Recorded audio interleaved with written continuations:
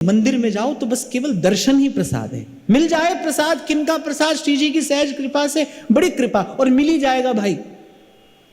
कोई प्रसाद से वंचित नहीं रहता वृंदावन में, श्री जी के धाम में, यहां कोई प्रसाद से वंचित नहीं है। पर श्री जी के सन्मुख हो, बस आपका मंदिर में प्रवेश करते ही, मंदिर के प्रांगण में प्रवेश करते ही आप किसी को नहीं जानते, आप किसी को नहीं पहचानते, और प्रयास करो न कोई आपको जाने न कोई आपको पहचाने। ये जान पहचान श्री जी से दूर कर देती है। हम आपको अपने अपने जीवन की पीड़ा बता रहे हैं। ये जो बहुत अधिक जान पहचान है ना, ये ठाकुर जी से दूर करने वाली है। अंतर पड़ जाता है, भाव में अंतर पड़ जाता है। प्रयास करो, कोई ना आपको जाने ना आप किसी को जाने। अरे संसार के जग जंजाल से प्रभु आपको छुड़ा कर लाए हैं। यहां क्यों आए हो, किस लिए आए हो? वृंदावन वास का दो ही तो सुख है, राधा वल्लभ लाल का दर्शन और रसिकों का संग। जब संग करो, रसिकों के संग में बैठो, सब ओर से मन चित्त सिमट कर आपके कान में आ जाए, और जब श्री जी का दर्शन करो, सब ओर से मन सिमट कर आपकी पूरी चेतना सिमट कर आपके नेत्रों में आ जाए। रोम रोम से श्री जी के रूप रस का पान करो। यदि अपने हृदय को रस रीति के, इस सुरीति के अनुकूल अनुरूप बनाना है तो यही विधि है भाई। आप मंदिर में जाते हो, जान पहचान खोजते हो, कोई आपको ले जाकर आगे बैठा दे, और फिर कालांतर में वही जी का जंजाल बन जाता है। इसलिए ऐसे नहीं जाओ मंदिर में, कहीं भी आपको स्थान मिले, बस प्रयास करो, एक टक श्री जी को निहारो।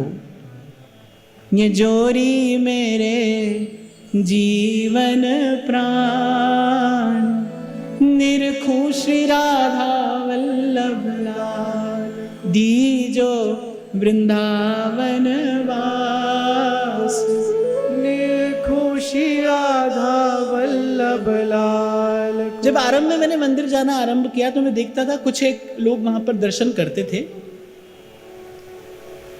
उनको अगर आप प्रणाम भी करोगे तो बस हल्का सा वो गर्दन हिला देंगे, आने आपकी ओर देखेंगे नहीं। मुझे लगता था कि अरे कैसे लोग हैं, किसी की ओर देखते नहीं, किसी की ओर देखकर मुस्कुराते नहीं, प्रणाम करो तो उत्तर नहीं देते। पर आज मुझे समझ में आता है, आज मुझे समझ में आता है कि भाई वृंदावन का वास ऐसे ही हो। आपका बहुत परिचय बढ़ेगा तो प्रपंच बढ़ेगा, परिचय के साथ साथ प्रपंच बढ़ेगा, प्रपंच के साथ साथ द्वंद्व बढ़ेगा। आपको स्मरण हो, कुछ दिन पहले मैंने आपको एक बात कही थी, अगर आपके मन में किसी के लिए पक्षपात है, किसी के लिए राग है, तो फिर किसी के लिए द्वेष भी होगा। और जब तक राग द्वेष बना है तब तक आप यहां हो कि वहां आप संसार में ही हो। जब तक द्वंद्व बना है तब तक हम संसार में ही हैं। इसी से ही तो मन को मुक्त करना है। बड़ी पते की बात बाबा बुल्ले शाह कहते हैं, कह रहे चल बुल्लिया चल ओथे चलिए जिथे सारे अन्ने, मेरी ना कोई साड़ी जात पिछाणे ते ना कोई सानू मन्ने, ना मुझे कोई जानने वाला हो ना मुझे कोई पहचानने वाला हो। पिया इन नैनन में पलक ढांप तो हेलूं, ना मैं देखूं और को, ना तुहे देखन दूं। प्रेमी हृदय तो ऐसा है, ना मैं देखूं और को और ना तुहे देखन दूं। और फिर यहां तो सेवक जी अनन्य प्रेमी की बात कर रहे हैं। प्रेमी अनन्य, एक प्रेमी ऐसा भी होता है आपसे भी प्रेम करते हैं, आपसे भी प्रेम करते हैं, सबसे प्रेम करते हैं। पर सेवक जी महाराज कह रहे ना ऐसा भी नहीं, प्रेमी अनन्य भजन न होई, जो अंतर्यामी भजय मन में। ये पंक्ति स्पष्ट करती है भगवान का दर्शन भी होता है भाई। कई बार सुनाता हूं मैं आपको अहिल्या जी का वो प्रसंग, वो दो पंक्तियां मुझे प्राणों से भी प्यारी हैं।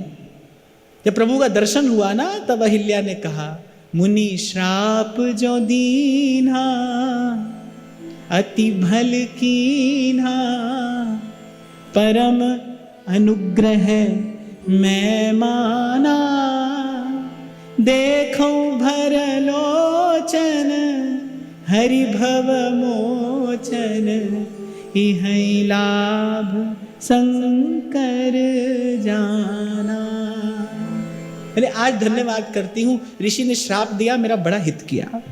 मुनि श्राप जो दीना अति भल कीना, परम अनुग्रह में माना, कि आज मुझे नेत्र भर के उन प्रभु के दर्शन का सौभाग्य प्राप्त हुआ वस्तुतः जिनके कारण ही विधाता ने नेत्र दिए हैं। ये नेत्र दिए क्यों हैं?